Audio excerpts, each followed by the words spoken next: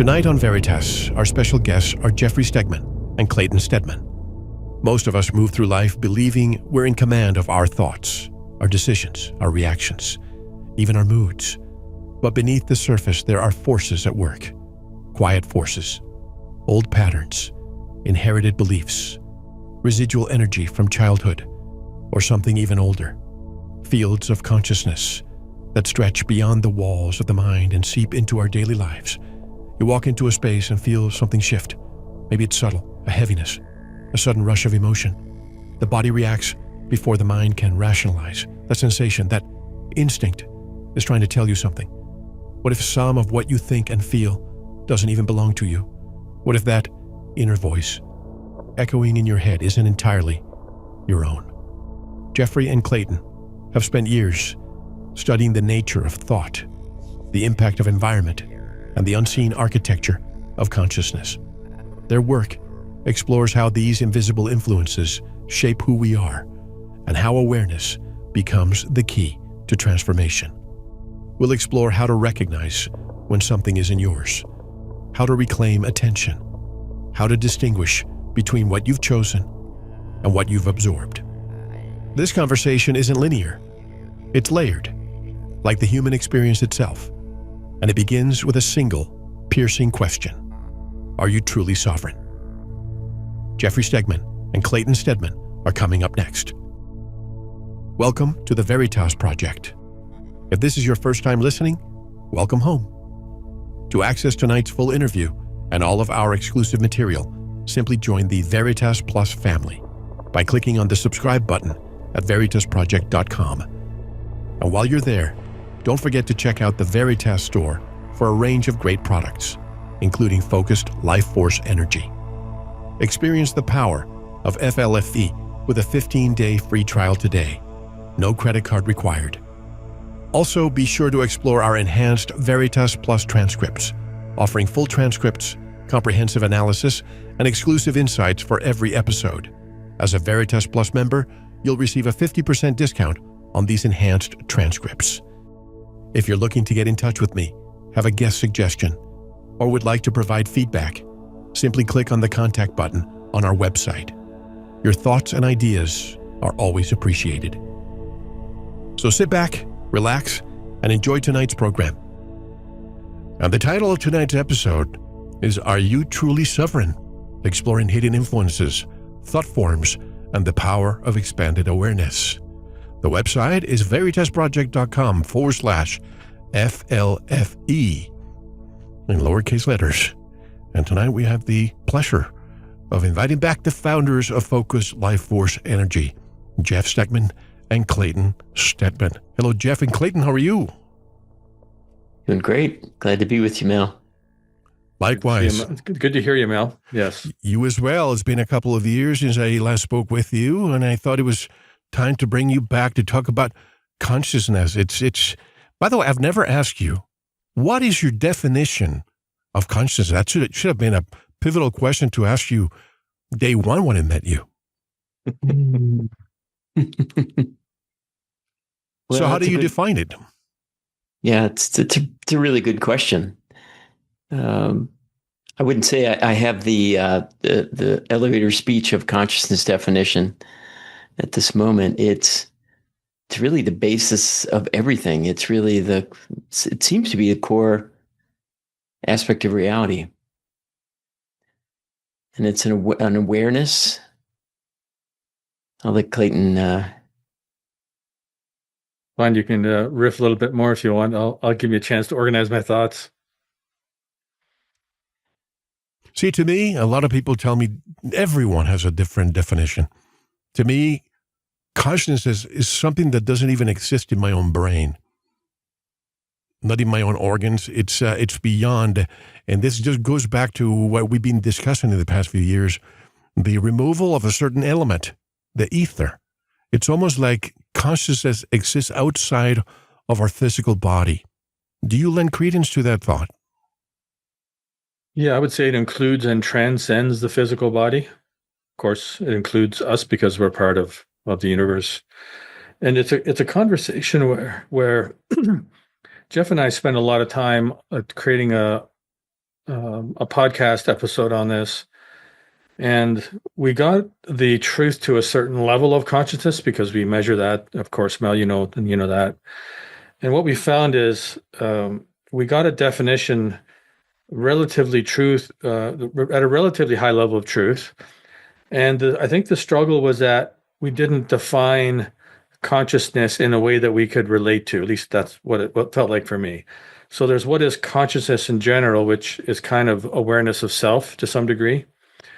And then what is human consciousness? And is human consciousness different than other types of consciousness? So sometimes when you're creating a definition, you have to explain what something is, and then you explain what it's not, and then you explain what other things are relative to it. And I think that's where the higher level of truth lies is between defining what it is, defining what it's not, and then having definitions or comparisons to other types of consciousness in our case. In addition to consciousness, there's a big word that we always use here, sovereignty. It's a word we rarely apply to our inner world. But when you use the word sovereign, what does it actually mean in the context of thought, emotion, and consciousness? Well, we see sovereignty as conscious control, over ourselves, over our physical, mental, emotional, spiritual existence, demonstrated by the ability to take action, to achieve a deliberately chosen objective, and finish it. Move there in a reasonable amount of time or very quickly. So it's the conscious control piece. And so that takes into account unconscious pieces that may be happening, that we are aware of the influences that may be, restricting our ability to be free or be sovereign, and also to be aware of those inner pieces that may be restraining us. So the conscious mind always takes credit. Always, we were driving a car, jumping from a plane in a parachute, but it's the unconscious that runs the show. We don't tell our body, can you please stop breathing for 2 minutes, because we probably would die. But if most of what drives us lies beneath the awareness, what does that imply about free will? Yeah, so there is, if we intend to create something, and there's several parts to the subconscious. There's a subconscious parts of us that run on automatic, and that's part of the brilliance of the body. That's our heart, and because obviously certain parts of our lungs and all kinds of things work in the body, all the metabolic processes. You could spend an hour just talking about the magic of the automated processes in the body. And then the other part of the subconscious is the things that we're unconsciously competent about. So, there's the 4 stages of learning. There's conscious incompetence. That's when you don't know what you don't know. Unconscious incompetence. That's where you don't know what you don't know. Conscious incompetence, where you know what you don't know. Conscious competence, where you know what you know. And unconscious competence. That's where you've kind of achieved mastery, and you just do things automatically and life works. So classically, or typically in our society, when we think about subconscious, at least in my world, I think about the parts of me that are not healed or incomplete, that slow me down from having that conscious control over our lives, which Jeff inferred. So that's one way to look at it, Mel. And this is why definitions are really interesting, because there's, in the traditional spiritual world, when we talk about the ego, it is the mind, and it's a limiting aspect of our development or our self. And in psychology, they talk about the ego as a positive individuation or positive individuality. and they encourage ego development, but they have a different definition of it. So definitions are really interesting, and I'll let Jeff speak to this, but I do have 5 different definitions of sovereignty, and I have the level of consciousness of each one that we measured on the Hawkins map. And so we can talk about those if you want to look at some different definitions and explore why they're calibrating at different levels of consciousness, if you'd like. Before you go there, I'm just thinking of sovereignty. And you mentioned ego, a very important part of all of this. Mm-hmm. And to me, the ego is the wild horse that has to be tamed. Some people call it a negative. I don't see it that way. The thing is, sometimes ego is there for survival. It's for your survival mechanism. But we have to tame it. We have to control it. This is why, when you're young and what they call it young and stupid, it's your ego trying to take over because of insecurities of growing up. And then you develop. You become more mature, and that goes along the way. But I just wanted to throw that out there.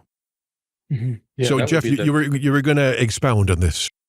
Well, I think Clayton's got the definitions, but we can get into that in a minute. But I would just want to tie being truly sovereign in the way that we're talking about it, including these unconscious internal landscapes, but also unseen external influences that you don't usually hear about that we would like to talk about today as well.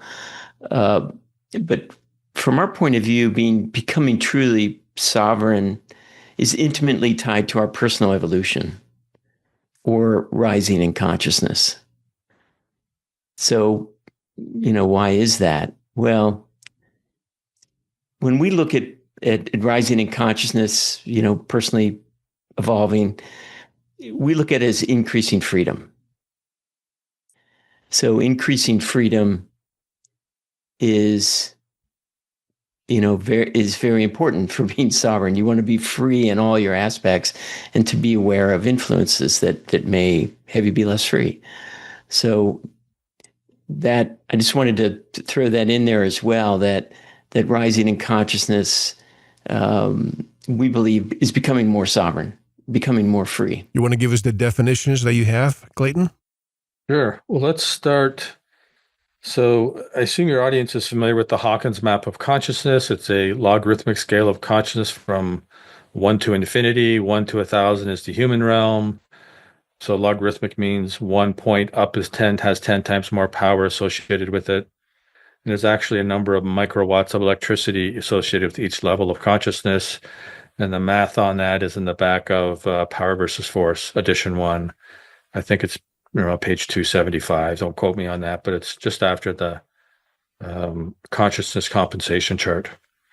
So in that map, 200 is integrity, 500 is love. So we'll start with that. Just a quick review. So one definition of one definition of sovereignty is that I get to do what I want whenever I want, right? So that calibrates at 150 out of 1,000. So that's talking about that wild horse that you mentioned, Mel, where it just wants to do whatever it wants whenever it wants. If we look at the definition of sovereignty, conscious control over our life, that calibrates at 600 out of 1,000. To create the life we want to create, that's a definition that calibrates at 850. If we define it as conscious control, which is very close to what Jeff was saying here, I'll just look at this a little bit clearer. Conscious control over ourselves demonstrated by the ability to achieve a reasonable or unreasonable goal in a I guess a reasonable amount of time. I'm using reasonable one too many times here, but I think you can see the difference. So it's, you consciously choose an objective and you demonstrate that you can achieve that objective in a reasonable amount of time or an unreasonable amount of time. Sometimes you intend something and you achieve it really quickly. Like typically it might take a year for someone to do it, but you achieve it overnight. And if you've been trying to do something for 10 years and you can't create it, and most people can do that in 2 years, let's say you want to, like, you're in school and you want to complete a degree. It's a 4-year degree, and you get it done in two years. Well, there's a part of you that's maybe more sovereign than the average person. And if it takes you 10 years, then you're a little less sovereign than the average person. So that was the scale of the truth that we came up with today, Mel, when we were thinking of this conversation with you. It just reminds me of how in the animal kingdom, you see how they behave a certain way, and it's not a learned behavior. It's almost like it comes innately in their DNA. And I suspect that we have that too, but society, the indoctrination, we call it the Department of Education, I call it the Department of Indoctrination. It tells us to behave certain ways. Like you mentioned, a 4-year degree. Some people finish it in 2. Some people finish it in, 6, 7. A mortgage where you're told, you have 30 years to pay your mortgage. But why if maybe you want to pay an extra payment every year and maybe reduce it to 12 years. But no, people seem to follow what they're told. So how are we truly sovereign if we've inherited certain stories in our DNA, but we need to distinguish between our own narrative and the ones we've inherited without knowing it.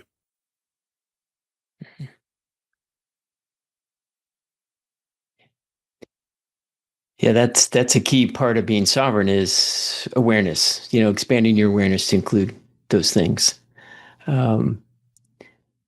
So, talking about outside influences like, say, a narrative related to a news report. I mean, one of the things we've talked about, one of the influence out there is consciousness fields, or the effect of a large number of people feeling the same thing at the same time.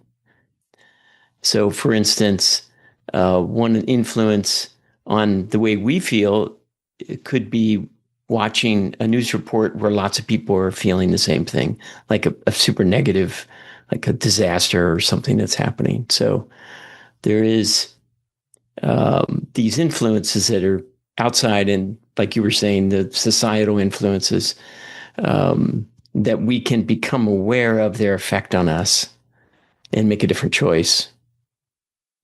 Like, let's read about it later in the newspaper and not in writing, and not see it live, because that effect that is multiplied by being in that video of that and watching that unfold, whether it's, fire in Los Angeles or it's a killing or something's happening, being live or at least a recording of a live event has tremendous power to affect how we feel, how we think, and how we act. I just wrote an article today that's going to be airing in a few days. And I don't know if you know who Dr. Andrew Kaufman is, a good friend of this program, but he said something interesting that caught my eye. He said there's no medical record of cancer or heart attacks before 1910. And I started digging into this, what he said, and I found that is absolutely true. And if we go back in time before that, when we didn't have electricity, we didn't have cell towers, radio towers, and all those things, progressively, this electromagnetic soup that we have around us is almost taking over even the way people behave, the way people feel, the way people live. So this is one of the things that FLFE does. It counteracts a lot of these new influences that attempt to control our sovereignty. Mm-hmm. Yeah, we actually made a list, Mel, a list of these hidden influences. So non-beneficial EMFs or consciousness-lowering EMFs are on that list. We've got, childhood history, cultural programming, individual consciousness fields. Those are thought forms and beliefs that we've either picked up consciously or unconsciously. They can be very deeply ingrained. Spatial consciousness fields around an area. Different thought forms that come from different sources. We've got collective consciousness fields, and sometimes the biggest influence is a consciousness-lowering electromagnetic field. And is the name of that book The Rainbow Bridge, Jeff, that talks about the history of electrification of the world? No, hold on. I was just thinking about, I just predicted you were going to say that. And just a quick story. I've been in contact with Arthur Furstenberg for a couple of years. And apparently he's a great researcher, as you know. He wrote The Invisible Rainbow. And it talks about all the advents of technology from radio to cell towers. And he pinpointed all the so-called plagues, all the new, from diabetes to cancer to this and that, and many others to that. Apparently he was a shy person. He didn't want to come on the show. He wrote a great book. I tried until the end, but he passed away a few months ago.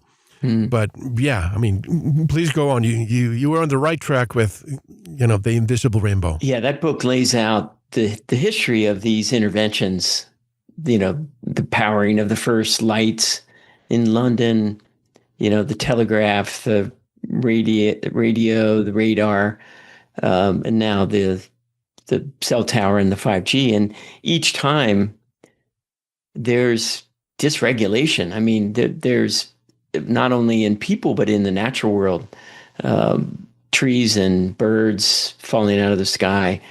So each of these disturbances in the electromagnetic fields that are created by these things, there's, like a dysregulation of our electrical system that occurs.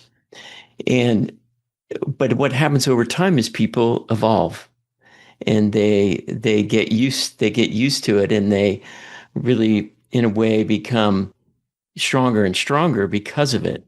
But first becomes the dysregulation and the sickness, and can occur to look like a flu or something that's, looks like a pandemic, but it's not actually, in the way he wrote about, it's not actually contagious, they found. So it was very interesting. But, what we, in FLFE, we're, again, looking at consciousness fields. It's our specialty.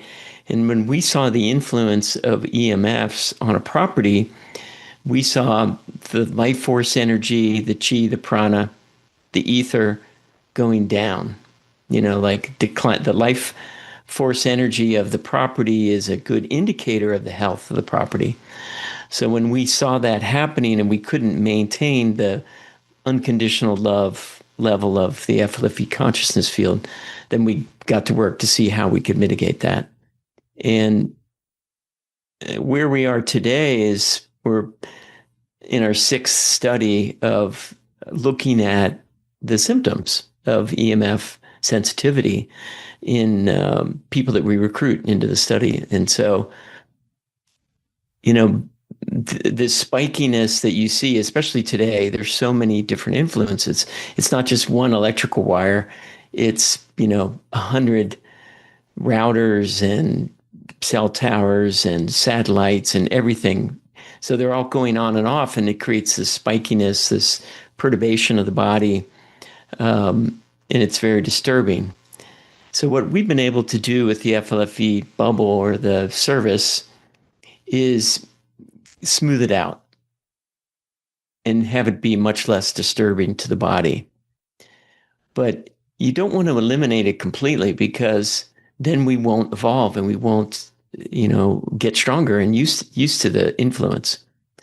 So the idea here is we want to quiet it down, still get the positive influence of it, the stimulation of it, and be able to hear the EMFs that we want to hear, that our body is used to coupling with.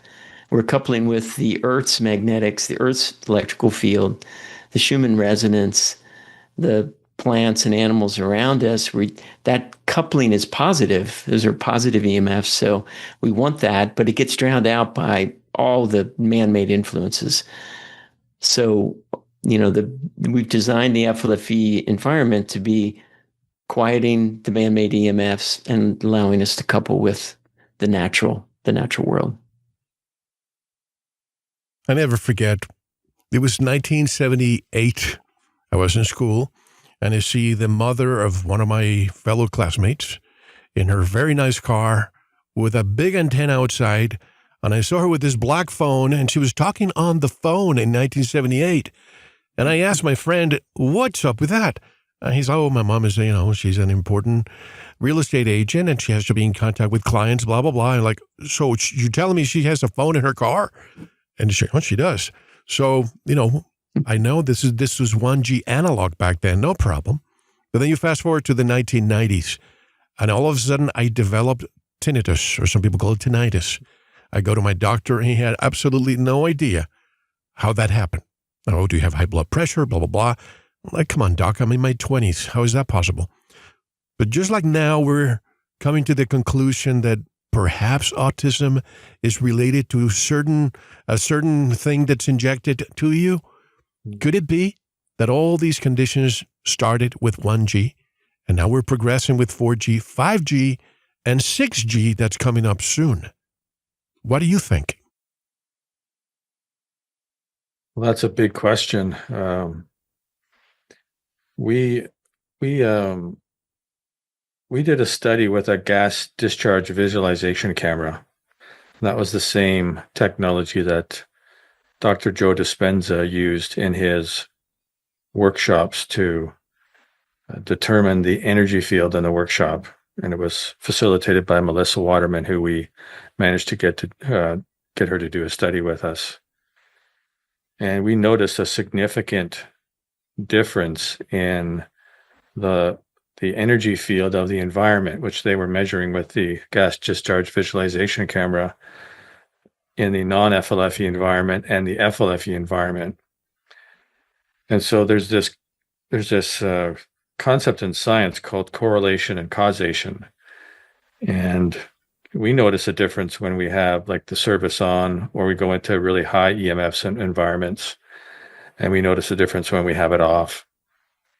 And so I don't know how we would correlate or create a bridge to causation between just EMFs and all of the challenges that are, presented quite well in that book, The Invisible Rainbow. I just don't know how we do that, Jeff.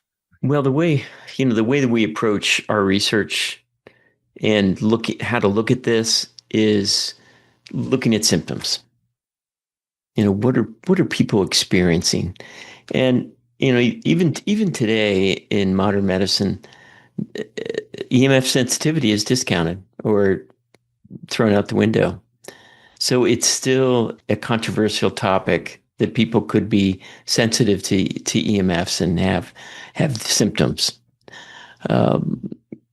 So it seems like it's another thing that's being swept under the rug, or it's in the interest of commercial interests for it to continue. But from our point of view, looking at the symptoms is the best way to see what's happening out there in the world. And so in the studies we've done, first of all, we created an instrument using the University of Pennsylvania researcher and Dr. Gary Schwartz, University of Arizona, 30 different symptoms that have been reported that people experience, like brain fog, joint pain, headaches, insomnia, anxiety, even depression. Those are real symptoms that are showing up in people who are being in these environments. And then we hear the real world stories, what people call us and tell us they experience, because it's not just all in the numbers, it's not just all in the research, but the real stories, anecdotal stories, are important too.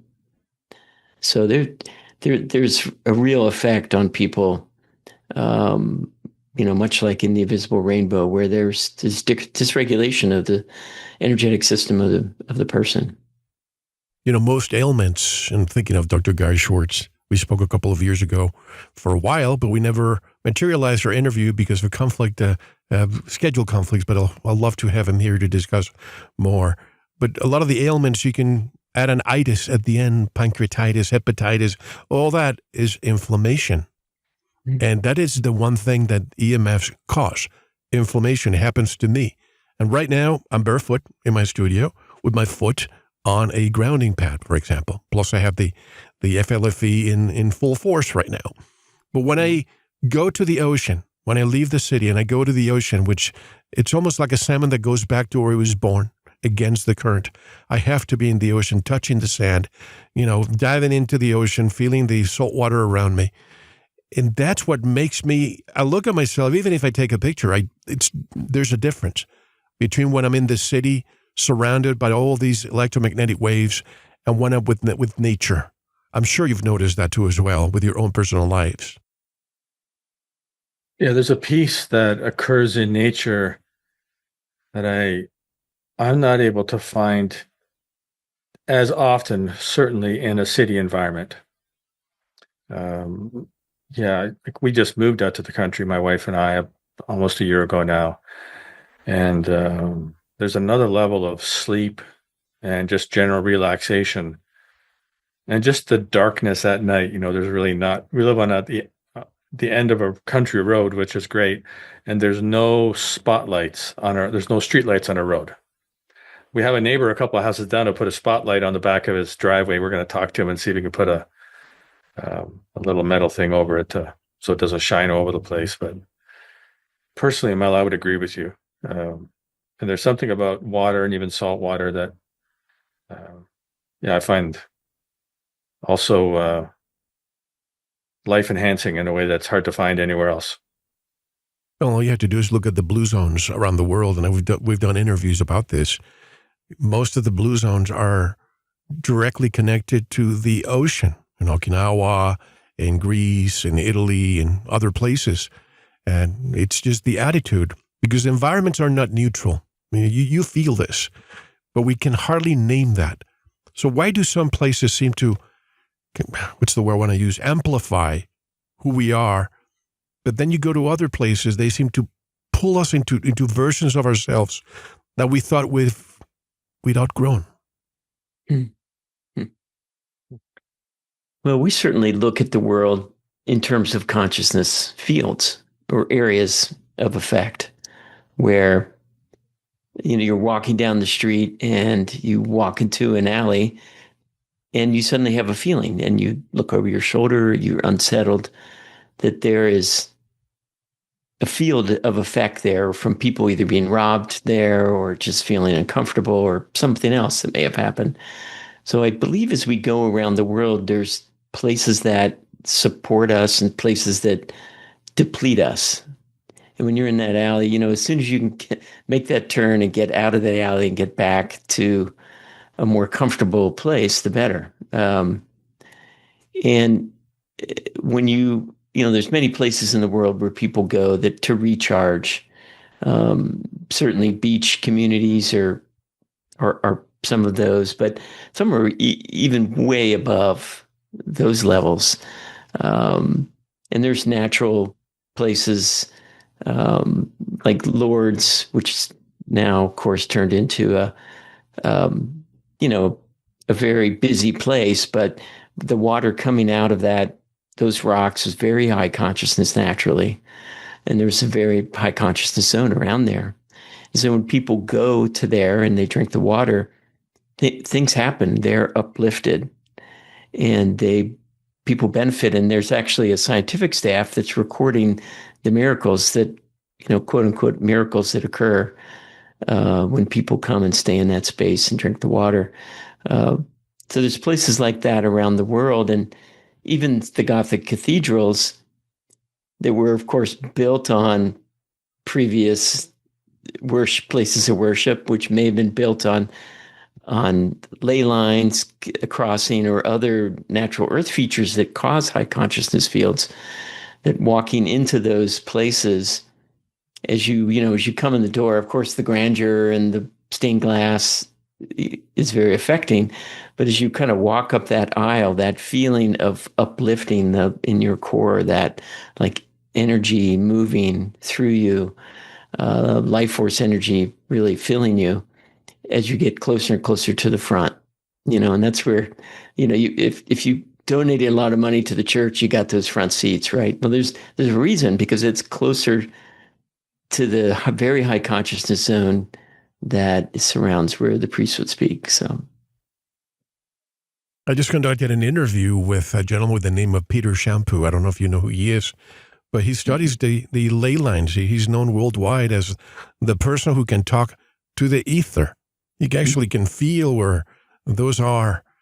And we discussed this, the Gothic cathedrals, not only the Gothic cathedrals, any religious building. A lot of them are built on top of something that was there before. But I'll make a confession here, which is interesting to the topic that we're discussing today. When I go to Mexico, it's about 4 hours from where I am, but it's a road in the middle of nowhere. There are a lot of Native American reservations. And I've noticed in the past few years, when I go through a certain section, I see this massive, what seem to be cell towers. But then I look at my phone, and the phone is almost dead. Absolutely no signal. And then that brings me back to 1969 when Nixon was supposedly talking to the Apollo astronauts in the moon with a phone. What do we need cell phones, right? But whenever I pass through that area, I don't see the signal, number one. And number two, no matter if I slept 10 hours the night before, I have to stop in a little parking lot behind a school to take a 50-minute nap every single time. And I wonder, could these cell towers be there not for communication purposes, but for something else? Well, that's interesting. We notice with the 5G towers that if we do the math and calculate how many homes worth of energy it takes to harmonize or optimize one 5G tower, it takes about 4,200 times the amount of energy to harmonize one 5G tower than the average home. And what you can do is, if you're good at kinesiology, you can measure the level of consciousness of the area around an object. So, and that includes cell phone towers. So you can measure a 2-foot radius around the cell phone tower, then a 5-foot and a 10-foot and a 20-foot and a 100-foot. And you can measure that influence. That's how we found out the consciousness was dropping in some of our customers' homes. We check the properties every week, and when they were dropping in some cases, we would call them. We'd call them all the time and find out what was going on. And oftentimes a cell tower went up across the street, or a smart meter just got put on the house, or they got a new Wi-Fi router, for example.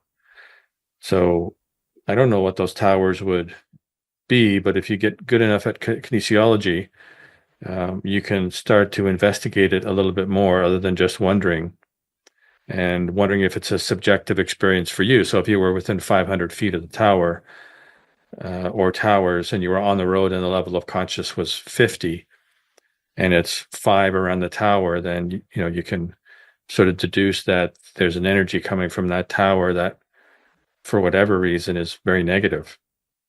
And then you can start to look at doing something to compensate for that when you come into that area. So when we think in a thought, it can enter your mind. It feels like your own. But is it? Have you found that some of our most disruptive, it's like an inner dialogue or conversation, that it didn't originate with us at all? So then we have all these towers everywhere. And we've heard since the 1960s, I believe, they have, what is it that they call it? Sound to skull, I believe it is. And they're placing them, I believe, I don't know which retail establishments, but you're walking down the grocery store and all of a sudden you hear a voice, buy this cereal or buy this. Nobody else can hear, but you can. And I believe that they're installing these transmitters on top of buildings. So when you're walking on the street, a certain portion, maybe 10 feet radius, that people walking all of a sudden hear a commercial. So do they think, is it me that's thinking about this, or is the voice coming from somewhere else? So how do we discern what is our thought and what is not? Yeah, I mean, I've heard of that. it's a skull technology that Voice to skull. Voice to skull. That's the term. And by the way, next time you drive by those towers, if you could get a coordinates for us or mark it on a map, be interesting to look to do some kinesiology testing around it. And you read my mind. Yep. Maybe it would be a good service project to put FLFE on those towers. So we hear stories about thought forms, words coming into your brain, images. We had some customers that were out on a big hike.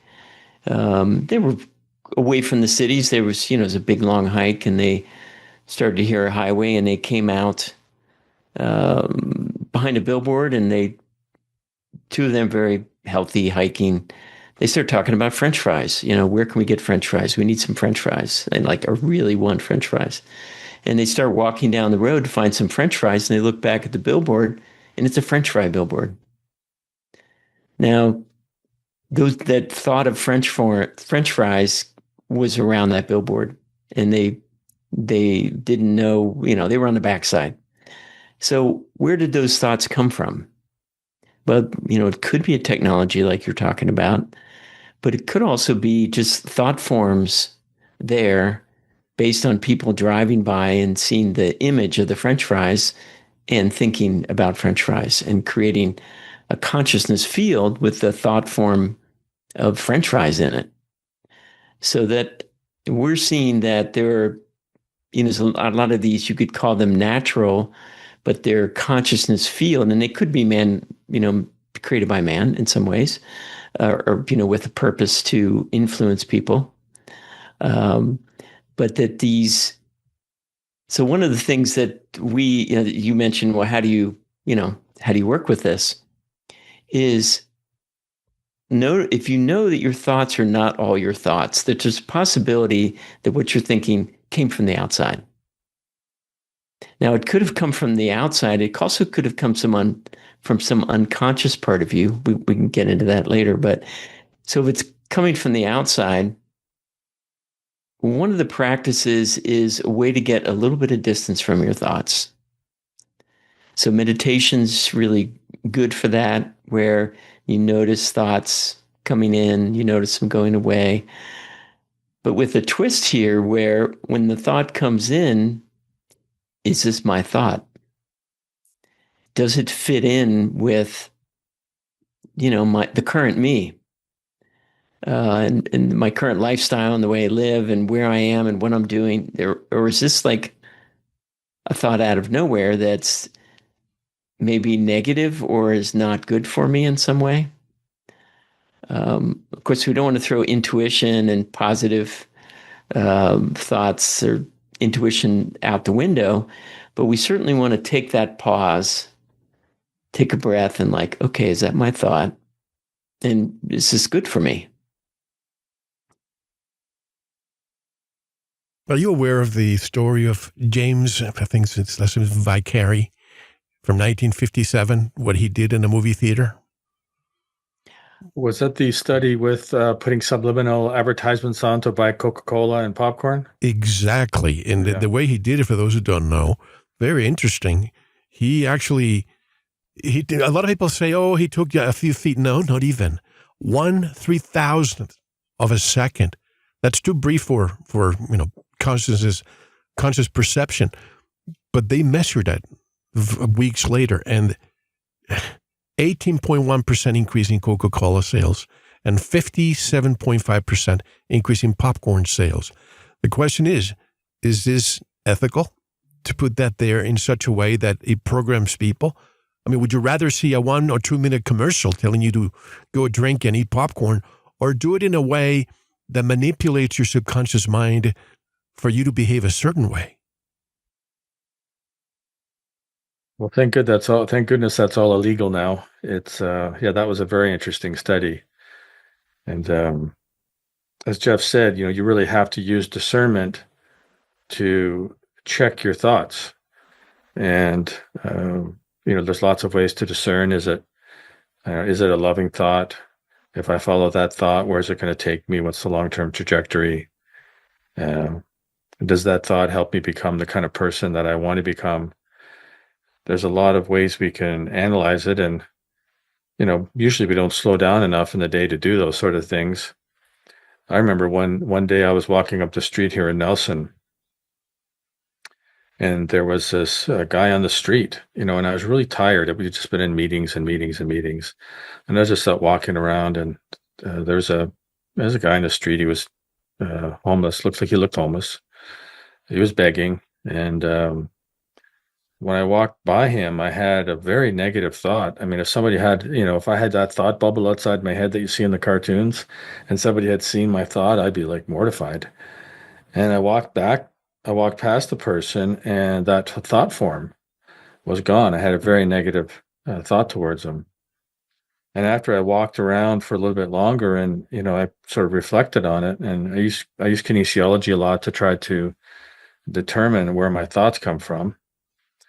Once I sort of got a little more energized because I was really overtired, I walked back around that person, and I didn't have the same type of thought form. So my conclusion was that he was having a very negative thought about myself. My energy was low. My aura was kind of open, if you will, as a result of low energy.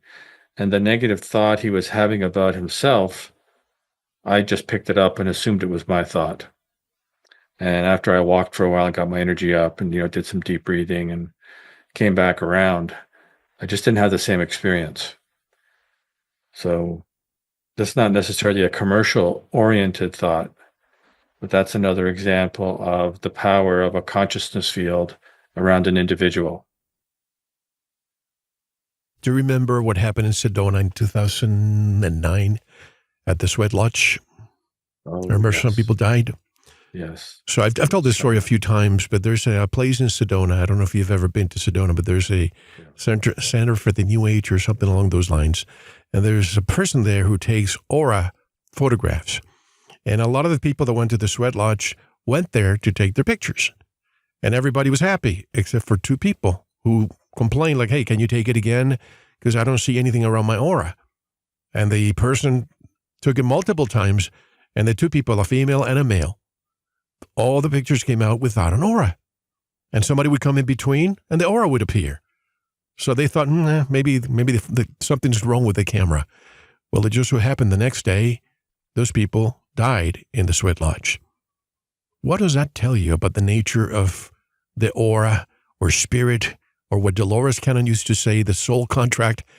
Maybe there's a powerful force out there that we cannot explain that basically switches that aura off when you're ready to go to the other side.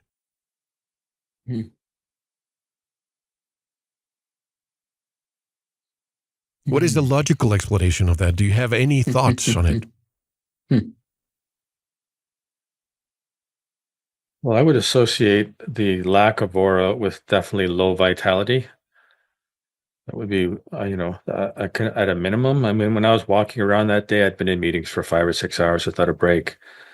So if I had taken a picture of my aura, I wondered if it would be very hard to see or not. It might still be there, but the technology couldn't pick it up. Or if or if it actually didn't exist and you're just open, you're just open at that point to anything that comes in, and you're not as sovereign for sure, and you're not that resilient. And so when I've done sweat lodges, I've always been told to, when you're outside lodge, pray if you should go into the lodge. And the person who was facilitating that really pushed people in a warrior context that, you should stay in this kind of no matter what, right? You're in this, be a warrior, tough it out and stay. And so maybe under the supervision or guidance of a different shaman, there might have been a different experience as well. I just happen to know some people who knew the situation, and they thought that guy was overzealous. Overzealous to keep people there, be a warrior, don't be weak and stay. Yeah, don't be weak. Yeah, you stay in, do all the 5 rounds. And they were the really hot rounds, and he was known for that in the community. So that's another factor, Mel.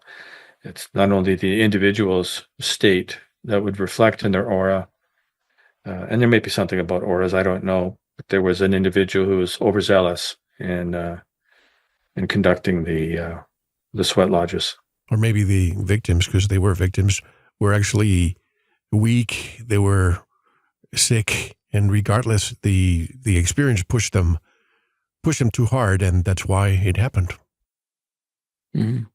Yeah. But you mentioned that the body knows before the mind does, and that reminds me of when I was a little kid.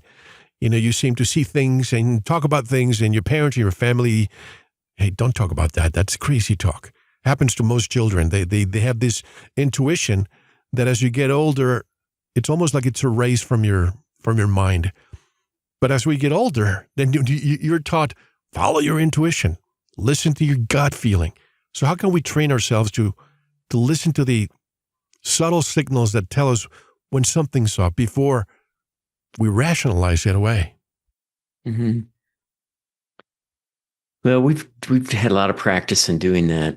You know, learning kinesiology testing from Clayton and sort of taking it into my body. It seems to work for me, for my heart center, in the presence of truth, for it to be expanded, and in the presence of falsehood, for it to contract. So I use that. All right, you know, it's in the highest best interest for me to go into the sweat lodge. You know, I'd like feel the heart. Is it contracting? Is it expanding? And it seems to work really well, down to the level of even testing foods at the grocery store. I use it for that all the time. So, so the body seems plugged into all that is in some way. You know, that there's a divinity piece of us, a spark that our body connects to, and it bypasses the mind completely. And really, we just have to find our individual way of connecting with that and listening to it. And then it takes a lot of practice to just keep. And in a community, it really is important. So we have a community of kinesiology testers at FLFE. So we have a group of 3 that test the property levels, you know, once a day. So in a group, you know, well, I got this. What did you get? You know, and then you can see, well, maybe I'm dehydrated, or there's something that went sideways and I'm not able to test accurately. So I think finding a community, or at least another person that you can practice listening to your body in the way that works best for you, whether it's in the muscle, the strength of the muscle, or a feeling in the body, like I use. Some people do use pendulums as well. So I think those 2, practice and finding what works best for you, and working in a group. And you talk about hydration a lot. That's very important when you're using FLFE, especially if you do the boosting, right? But I've never heard you talk about what type of water, because there's, you know, you have dead water, you have distilled water. Mm-hmm. Do you recommend that we put some, you know, Celtic salt or minerals to augment the hydration process? Yeah, so we have on our website, in our control panel, we have a hydration page in the resources area. And we recommend, like, let's say spring water, and it's for the first 3 days. If you do an FLFE free trial, we recommend 0.8 times your body weight in ounces. So if you weighed 100 pounds, you would do 80 ounces of water, which is a lot. And you do that for 3 days. And we recommend you put 1/8 of a teaspoon of, say, Himalayan salt in the water to help mineralize it, so that it tends to stay in the body longer, it gets more absorbed. And then after 3 days, we recommend 0.66 times your body weight in ounces. And that's a standard medical sort of suggestion. And with the same amount of salt or some type of electrolyte, just to help the body retain the water, because otherwise it just tends to just go right through you. So it's very important, Mel. When you're in a high consciousness field, it's like giving yourself a check to do a renovation in your house. Your body takes that energy in the field like a check, and it starts to do the repairs and upgrades that the natural innate intelligence in the body knows how to do. It's just a gift of having a human body. And when you have a lot of energy around you, the body picks that up and just goes to work, and it does the natural things that the body needs to do. Probably like what you experience when you go to the beach. Mm-hmm. And I'm glad you mentioned when you drink that water, it goes right through you. And a lot of people don't think about that. Why would I put salt? That's going to make me gain weight. That's going to make me retain the water. Absolutely not true. This is what the establishment tells you, that it's going to give you high blood pressure. We're not doctors here, so we're not giving you medical advice. But, for example, I've graduated from Himalayan salt to Celtic salt to now Baja salt, and I just put some in my mouth, and it just immediately it's absorbed.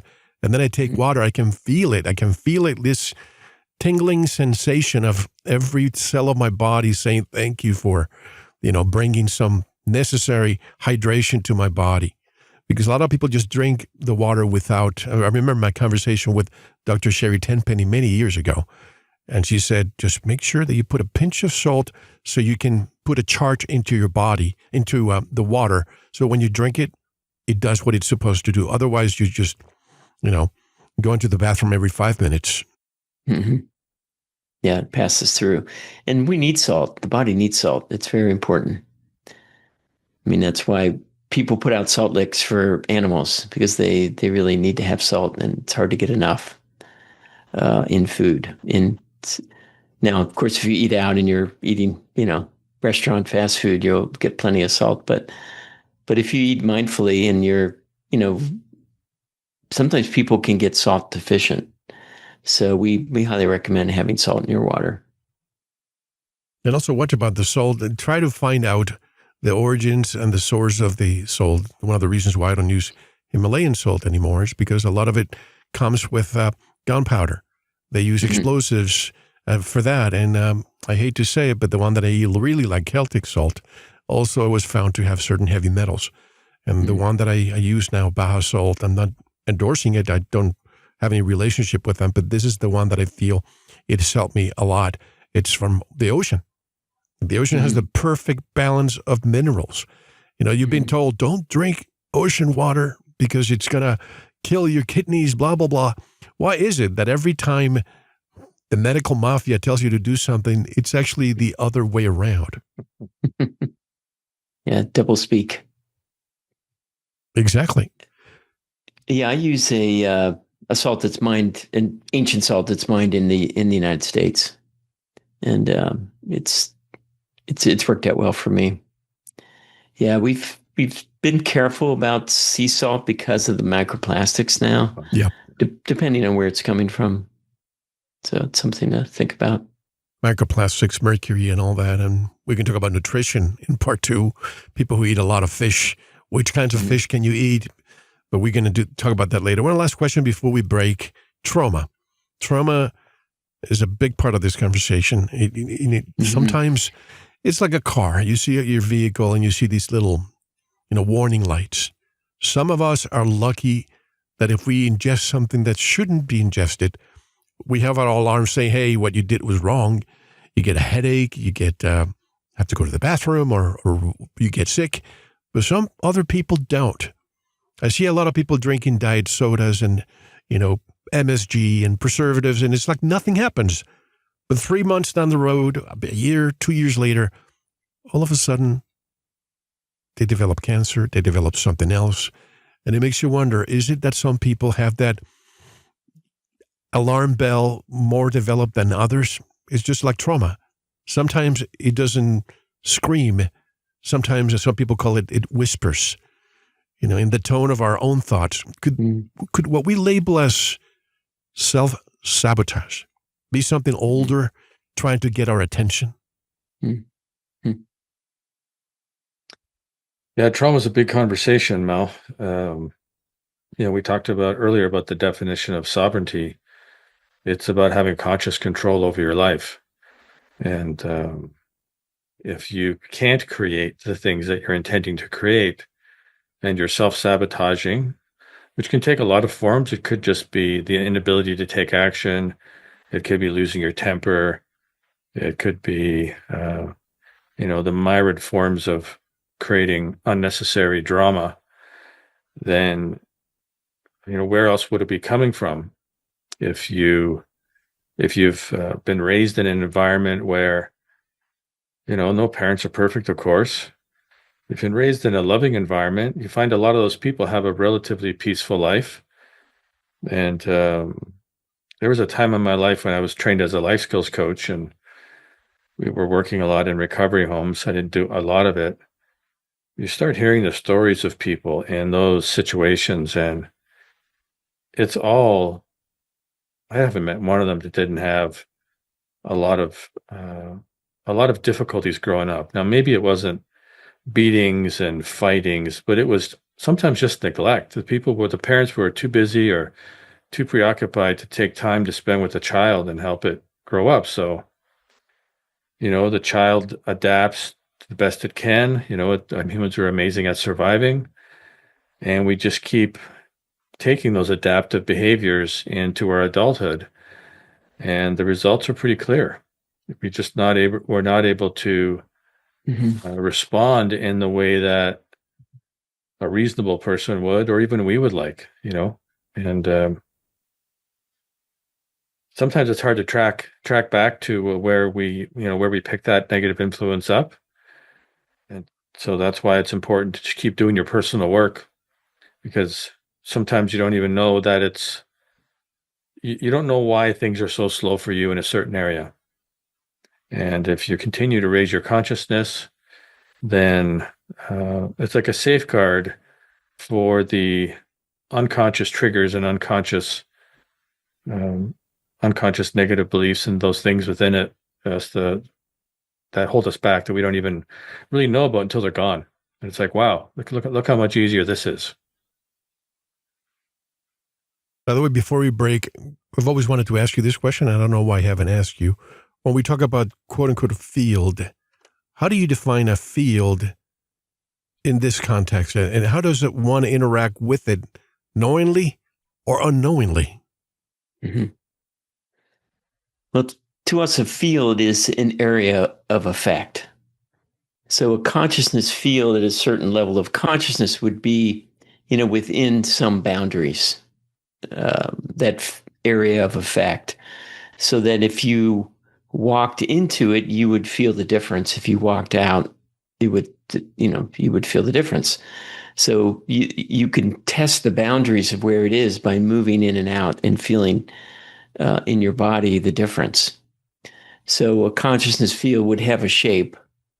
In many cases, they're spherical, but they could really be any shape.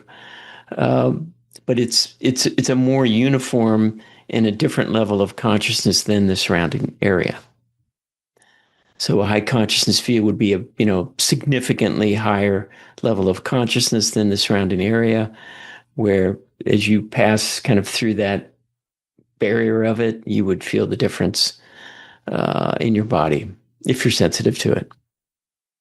This goes back to my earlier question of sometimes people feel certain things, others do not, but the fields of consciousness are often dismissed until you or Clayton or I feel it.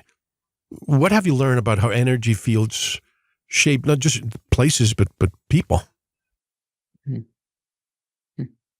Yeah, so we have a saying in the company that over the long term, environment is more important than will. So if you're in a low consciousness area, and I have some native friends, and they talk about places where you just don't go there. People don't live in those areas. They're not life supporting. They don't necessarily use that language, but that's kind of the inference. It's like some places are good for hunting. Some places are good for ceremonies. Different places have different energy. And so it's, again, developing the discernment about what is the influence that you carry and what is the influence that the environment has, and how is that affecting you? Different people have different levels of sensitivity. When I think of, the archetypal pioneering guy who is, self-sufficient and doesn't need anybody, it's like almost a John Wayne image, right? And those people who are wired that way or built that way, they're not necessarily that sensitive. And the world needs those kind of people. You need people who are able to just go out and do things and not have all these awarenesses, even because they have this single-minded vision. They go out and they just create and they just do stuff.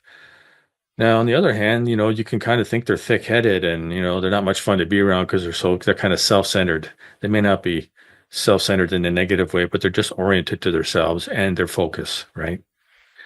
And then you have other people who are ultra-sensitive. They're overwhelmed by many things. They might have I knew a lady named Fran when she was in this personal development group when I lived in Vancouver. And she ended up getting diagnosed with that disease where you're tired all the time. It turned out to be a disease, chronic fatigue syndrome. That's what it was called.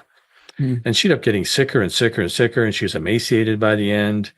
And she just couldn't handle many environments or many people.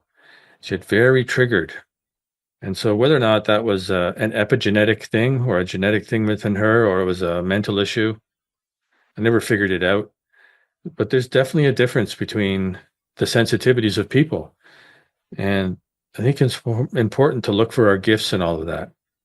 That lady Fran might have had a gift that she didn't capitalize on, where she could use her sensitivity to help others and provide a service to humanity and get paid for that. It's a little easier to see the self-directed types who go out and create something. They tend to, get rewarded more than maybe the ultra-sensitive types. So there is a difference, Mel, and it's part of it part of it's an inborn gift, and part of it's an acquired capacity. That made me wonder. I read an article back in May the 4th, May the 4th be with you. May the 4th, 2023. Anybody can go to the blog. It's titled 5G Exposed the Microwave Syndrome Connection. And they took this lady as a test example. She was experiencing, a range of debilitating symptoms: headaches, dizziness, cognitive dysfunction, fatigue, anxiety, and even her dog felt the same way. So they relocated her to an apartment without a 5G base station close to it, and all her symptoms went away. Mm. So now you tell me, some people say, well, those are coincidences. She may have gone somewhere else, blah, blah, blah. But that is proof to me with one test subject that what we have around us, some people are more, what I mentioned about the alarm bells. This person you're referencing had that. They being tired all the time. I suspect that something happened around her environment that caused those ailments. But we have to take a one and only break. For anybody that wants to know about FLFE, Focus, Life Force, Energy, we discuss it all the time. I use it all the time. I usually don't recommend that many things, but this is one thing that through the years, I've noticed it with my family, with my pets. And you can go to our website, veritasproject.com/FLFE lowercase, and you can see all our interviews and more information about it. But anything new that you want to tell us about FLFE, folks?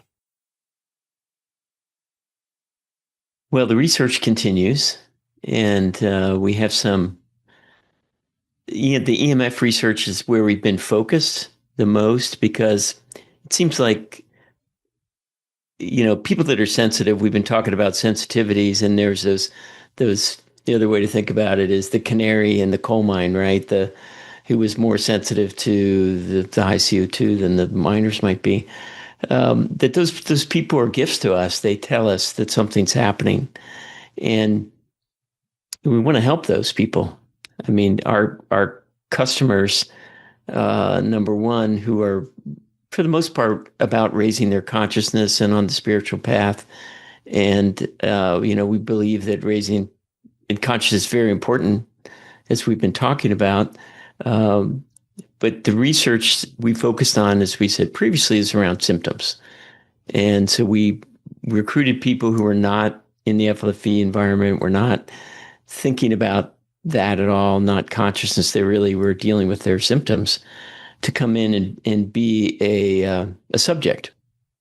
So we have done now a whole series of these experiments. We're now in number 4, or Number 4 is finished, and we're moving into number 5, which is a double-blind placebo. So what we've done is we've created an instrument. It's 30 symptoms that people report before they start, and then after the intervention. In this case, the intervention is an FLFE environment for them. So what we see, and it's been replicated now in 3 studies in a row, where we see big changes in sleep. Almost always sleep is probably right at the top, where they're able to sleep when before they were too stimulated by the EMFs is a theory, but they just weren't able to sleep very well. Anxiety, we see anxiety reducing in almost all the studies. We see fatigue waning, having more personal energy, able to live life. So we see fatigue symptom going down. And in the last 2 studies, it's interesting, we don't make medical claims, but it did show depression reducing.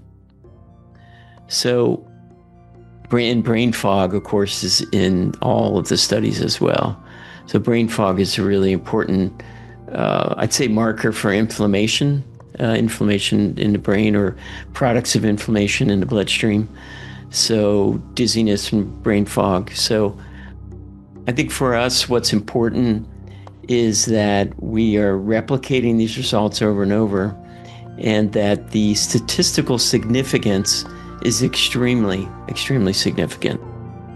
So you can do a study, and if you run the statistics on it, it may have a slight effect, and you would have maybe slightly more than chance ability to, see that result. So, pharmaceutical studies and a lot of these more large company studies, they're barely ahead of placebo. In fact, they might be behind placebo. So in this case, our significance of the results, the chance of it happening by accident is 1 out of a million.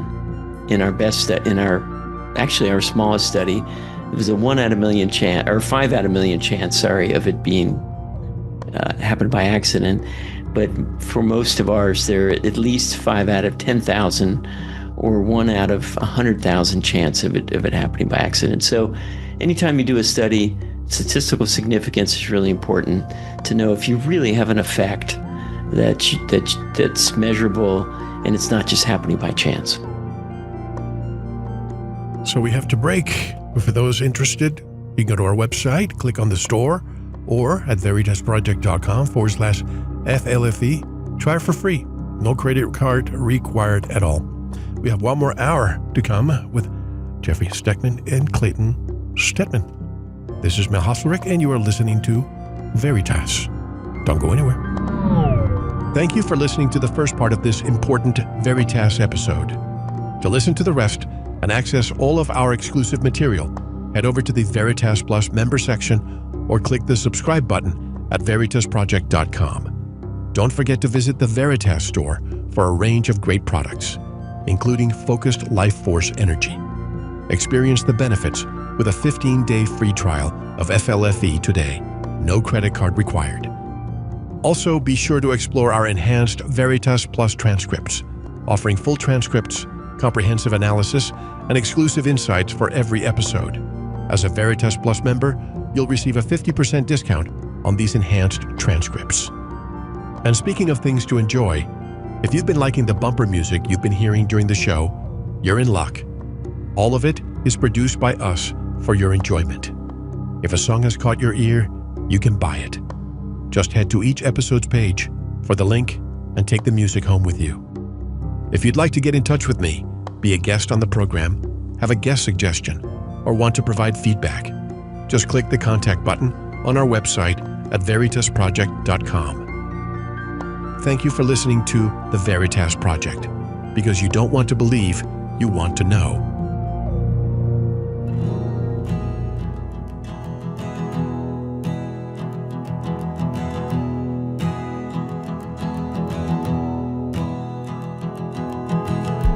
thought he was in control,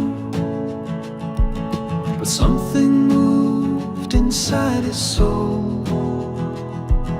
The voice he used, the words he said, were fed by currents in his head.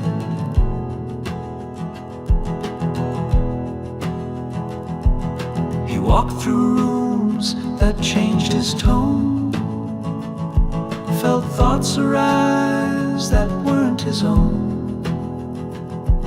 The silence had a heavy sound. The field around him pulled him down.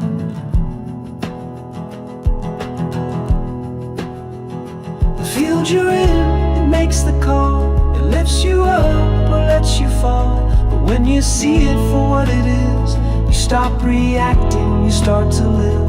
He held the line, he drew it in. That's when the real life could begin.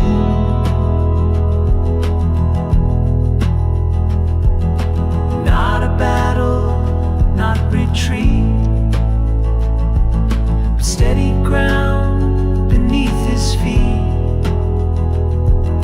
A chapel calms, a hallway drains. Some spaces heal, some amplify pain. The field you're in, it plays your hand. It sets the beat, it takes a stand. But you can tune it, break the flow, and only take what helps you grow. He faced the sound, he found his spin, and that's the start of truth within.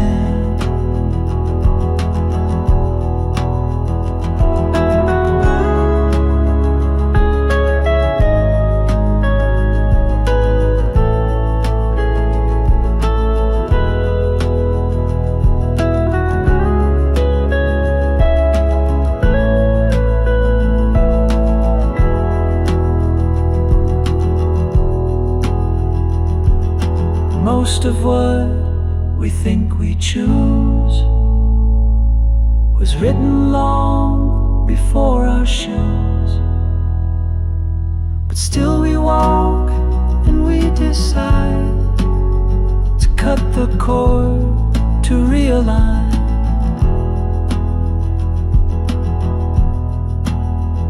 The field you're in, it shifts your mind, but you can leave the loops behind.